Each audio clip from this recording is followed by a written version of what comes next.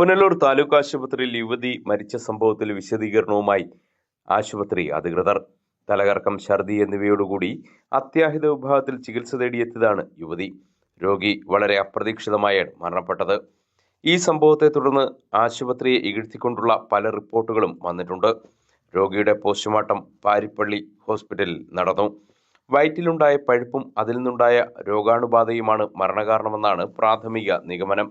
എന്നാൽ വയറ്റിൽ പഴുപ്പുള്ളതിൻ്റെയും രോഗാണുബാധയുള്ളതിൻ്റെയും ലക്ഷണങ്ങൾ ഒന്നും തന്നെ രോഗി പ്രകടിപ്പിച്ചിരുന്നില്ല.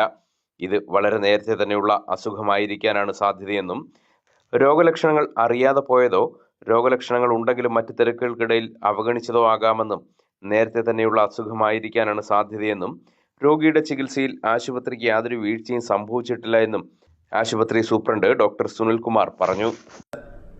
വൈകിട്ടോടെ ഇവിടെ അശ്വതി എന്ന് പറയുന്ന 34 വയസ്സുള്ള ഒരു യുവതി തലവേദനയും ഛർദിലും തലകറക്കവുമായി വരികയും മരണപ്പെടുകയും ചെയ്യുകയുണ്ടായി. അതിൽ കുറച്ച് വിവാദങ്ങളൊക്കെ ഉണ്ടായി. ഇന്നതിൻ്റെ രോഗിയുടെ പോസ്റ്റ്മോർട്ടം കഴിയുകയും പോസ്റ്റ്മോർട്ടം റിപ്പോർട്ട് പുറത്തു വരികയും ചെയ്തിരിക്കുകയാണ്. രോഗിയുടെ അസുഖം ആൻറ്റീരിയർ അബ്ഡമിനൽ വാളിൽ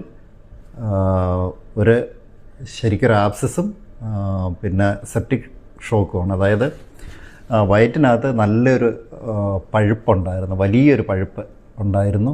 അതിൽ നിന്ന് രോഗാണുക്കൾ പടർന്ന് സെപ്റ്റിക് ഷോക്കിലോട്ട് പോയതായിരുന്നു മരണകാരണം എന്നാണ് നിഗമനം.